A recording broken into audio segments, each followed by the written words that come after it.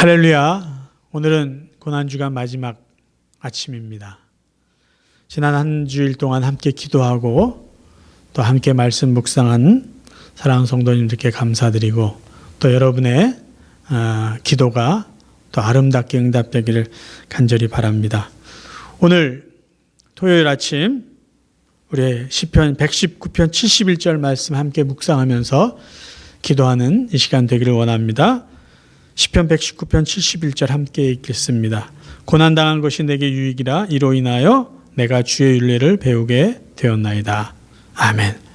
지난 한 주간 고난에 대해서 함께 생각해 보았습니다. 고난이라는 것은 하나님이 우리에게 주신 은혜처럼 100% 이해할 수 없는 주제입니다. 그런데 오늘 우리가 읽은 본문에 보면 고난당한 것이 내게 유익이라는 말씀이 있습니다. 과연 고난이 나에게 어떤 유익이 있을까? 하나님은 분명히 이 고난을 통해서 우리에게 선한 목적을 가지고 계시는 분입니다. 정말 내 죄 때문에, 나의 악한 생각 때문에 당하는 고난 외에 사실 거의 모든 고난 속에는, 그러니까 하나님께서 우리에게 허용하신 모든 고난에는 분명한 하나님의 선한 목적이 있다라는 것이에요. 그래서 오늘 시편 기자가 이렇게 고백하는 것이죠. 그 고난당한 것이 내게 유익이라는 것이에요. 그러면 오늘 우리가 같이 생각해 볼 주제는 이것입니다. 고난이 정말 나에게 유익이 되기 위해서 그것을 우리가 무엇으로 확인할 수 있을까? 어떻게 확인할 수 있을까? 그것은 바로 기도라는 것이죠. 그래서 저는 오늘 말씀의 제목을 고난의 답은 기도입니다 라고 정했습니다. 자, 하나님 우리에게 허용하신 고난을 통해서 내가 또 여러분들이 얻을 수 있는 유익은 무엇일까요? 세 가지로 한번 오늘 생각해 보기 원합니다. 첫째, 고난 중에 우리가 기도했을 때 우리는 겸손을 배우게 됩니다. 자, 그 예를 한번 들어봅니다. 하나님께서 이스라엘의 선지자 요나에게 니누에라는 도시에 가서 하나님의 심판을 선포하라고 명령하셨습니다.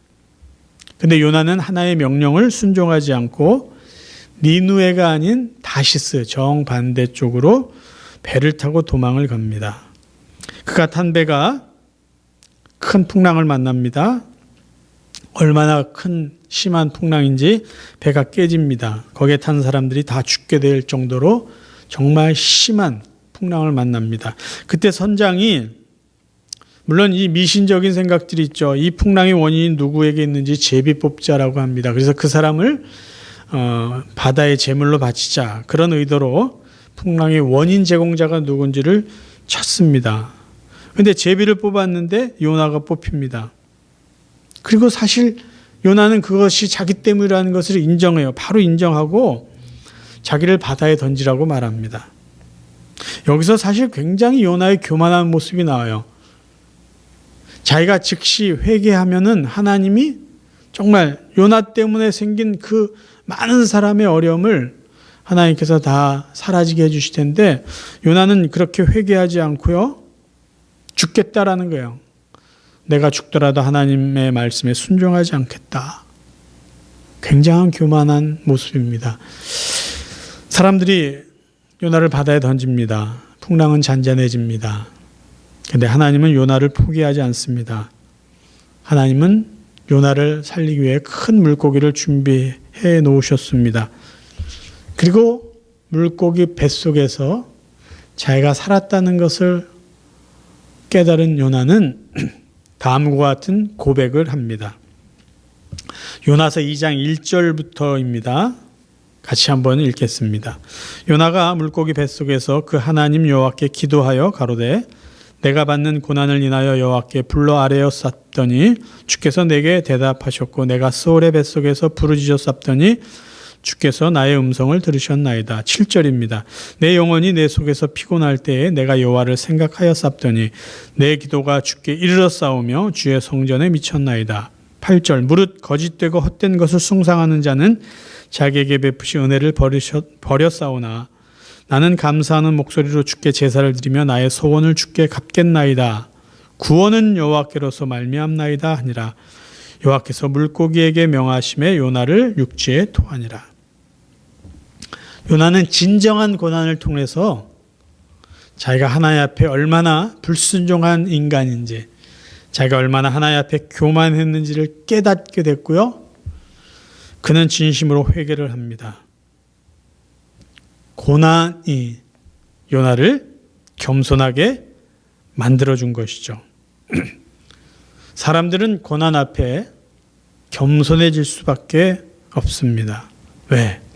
자신의 무능함이 인정되는 순간이기 때문이죠. 좀 더 직설적으로 표현한다면 고난은 사람을 철들게 만듭니다.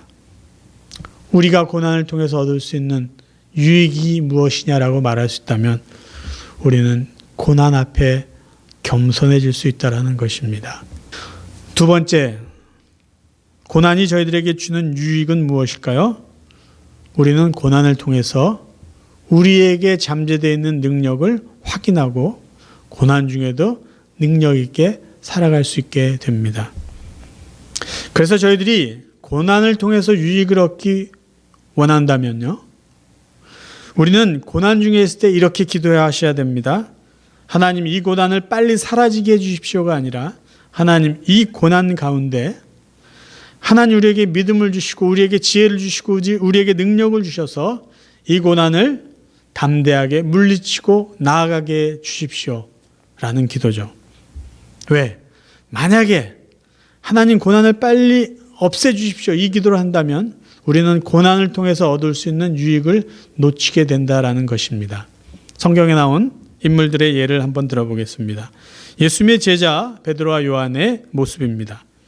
성령 강림을 경험하고 이제는 예수님의 제자들이 더 이상 나약한 사람들이 아니었어요. 성령이 주신 능력과 은혜를 가지고 담대하게 복음을 증거합니다. 초대교회가 생깁니다. 놀라운 성장을 합니다. 그러자 유대인 지도자들이 경계를 하기 시작합니다. 그리고 마침내 대제사장 가야바와 그의 친족들이 모여서 그 시대에 예수님의 제자 대표였던 베드로와 요한을 불러서 협박을 합니다. 예수의 이름을 말하지도 말고 가르치지도 말라. 안 그러면 죽이겠다라는 것이에요. 베드로와 요한이 그런 이야기를 듣고 그런 분위기를 다 이해하고는 교회에 가서 성도들에게 말하고 함께 이렇게 기도합니다. 사도행전 4장 29절부터입니다. 주여 이제도 저희의 위협함을 하감하옵시고 또 종들로 하여금 담대히 하나님의 말씀을 전하게 하여 주옵시며 손을 내밀어 병을 낫게 하옵시고 표적과 기사가 거룩한 종 예수의 이름으로 이루어지게 하옵소서 하더라. 빌기를 다음에 모인 곳이 진동하더니 무리가 다 성령이 충만하여 담대히 하나님의 말씀을 전하니라. 자, 베드로와 요한 그리고 초대교회 성도들, 고난이 있었고 핍박이 있었지만 그럼에도 불구하고 그들이 생명이 위협을 당하고 있음에도 불구하고 능력 있게 담대하게 하나님의 복음을 증거하고 그들의 믿음을 지켰습니다. 어떻게 해요? 기도를 통해서. 내가 감당해야 될 고난이라면 우리는 담대하게 당당하게 그 고난을 맞서 감당해야 될 것입니다. 그러나 우리의 힘으로 하는 것이 아니죠. 어떻게 그 고난을 우리의 힘으로 이겨나갈 수 있겠습니까? 우리는 연약한데요. 그러기에 우리는 기도해야 됩니다. 하나님이 주신 은혜로 우리에게 주신 그 믿음으로 이 어려운 힘든 시간들을 물리쳐 나가는 것이죠. 만약에 고난 중에 우리가 연약한 모습으로 그대로 나약하게 주저앉는다면 우리 안에 주신 하나님의 은혜와 능력, 믿음을 우리는 경험할 수 없을 것입니다. 고난 중에 얻을 수 있는 두 번째 이유는요, 기도를 통해서 우리가 담대함을 확인하고 담대함을 누리고 고난을 뚫고 나갈 수 있다는 것입니다. 자, 세 번째, 고난 중에 우리가 얻을 수 있는 유익은요, 하나님이 주시는 지혜를 우리가 누릴 수 있게 된다는 것이에요. 다니엘 선지자의 예를 한번 들어보겠습니다. 다니엘은 고난 중에 기도를 통해서 자신은 물론 친구들은 물론 그 시대의 많은 사람들에게 생명을, 은혜를 주는 귀한 일을 하게 됩니다. 자, 다니엘은 바벨론의 포로로 잡혀갑니다. 그런데 유능한 지혜로운 청년이라서 왕이 그를 섬기는 참모진으로 다니엘을 사용을 합니다. 그런데 어느 날 황당한 일이 생겨요.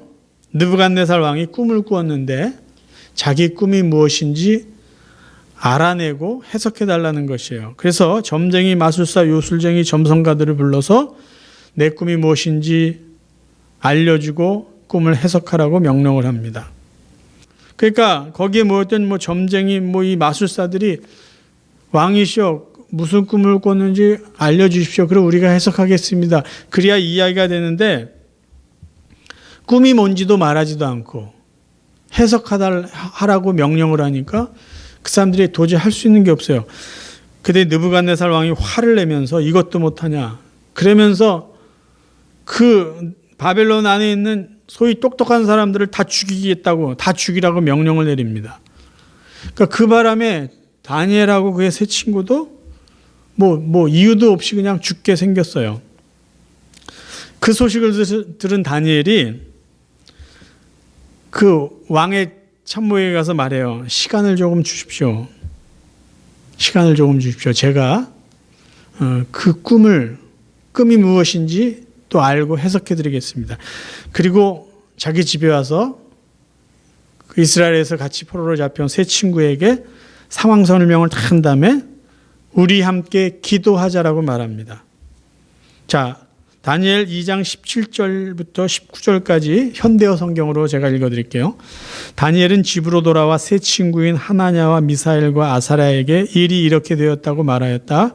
그리고 그 친구들에게 하늘에 계신 아버지께 어여삐 보아달라고 기도드리며 하나님께서 그 꿈과 해몽까지 알려주셔서 자기들이 다른 현인들과 함께 처형당하지 않도록 간청하자고 일렀다.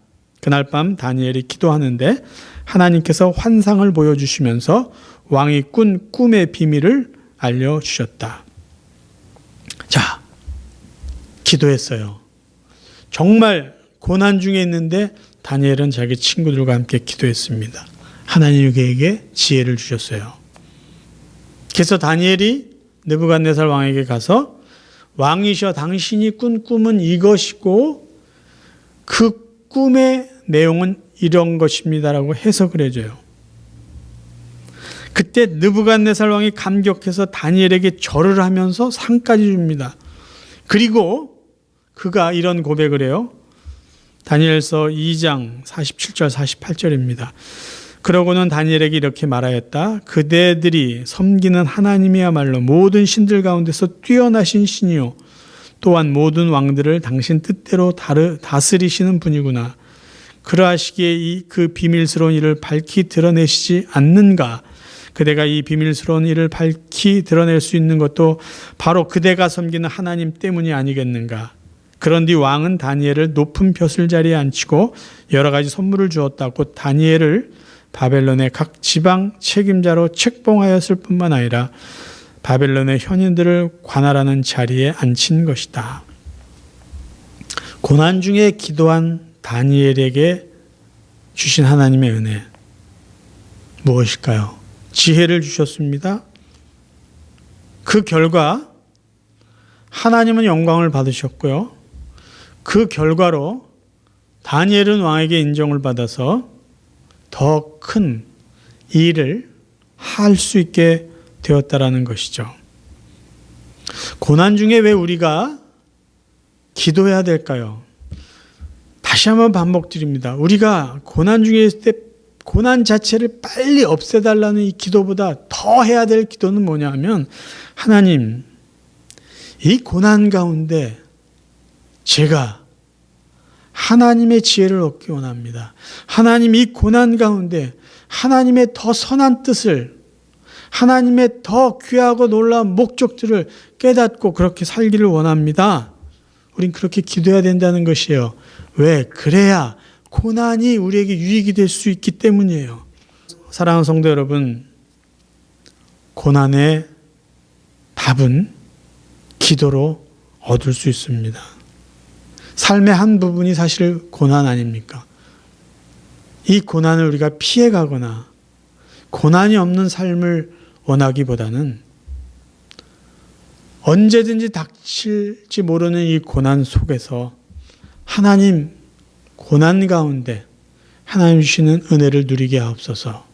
고난 중에 제가 겸손해질 수 있고, 고난 중에 하나님이 주신 능력을 깨닫고 능력 있게 살아갈 수 있고, 고난 중에 하나님이 주신 지혜와 은혜로 더 귀하고 놀라운 더 풍성한 삶을 살 수 있다는 것, 그것을 우리가 다시 한번 깨닫고, 하나님이 고난조차도 우리에게 선한 의도로 유익이 되도록 사용하실 그 하나님을 믿고 고난 앞에 우리는 기도하고, 기도를 통해서 하나님이 예배하신 그 놀라운 은혜, 유익들, 복을 누리며 살아갈 수 있는 저희 모두가 되기를 간절히 바랍니다. 이제 오늘 하루 우리가 기도하고 이 하루를 시작하면서 내일 정말로 기쁨과 감사함으로 부활주일 예배를 우리 함께 드리길 원합니다. 오늘도 마지막으로 우리 찬양 들으시면서 기도하면서 하루를 시작하길 바랍니다. 함께 기도하겠습니다.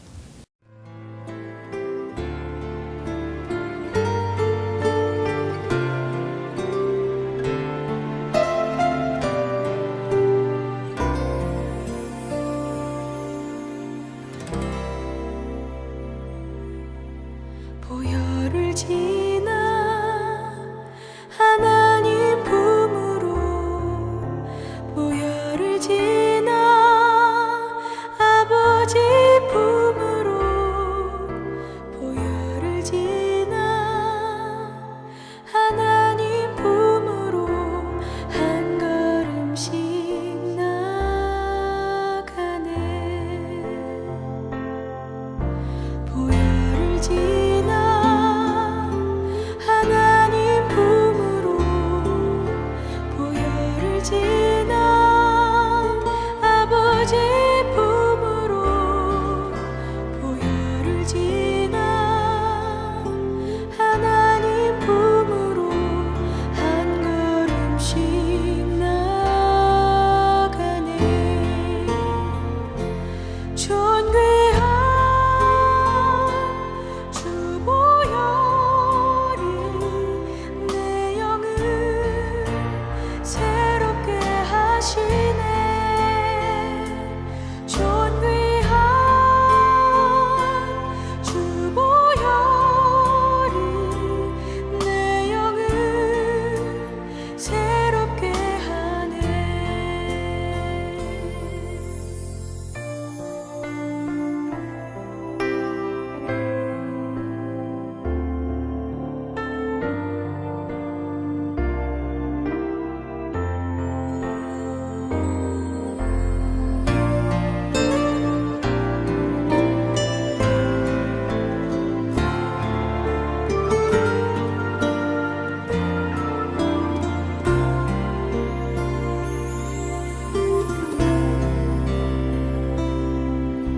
보혈을 지나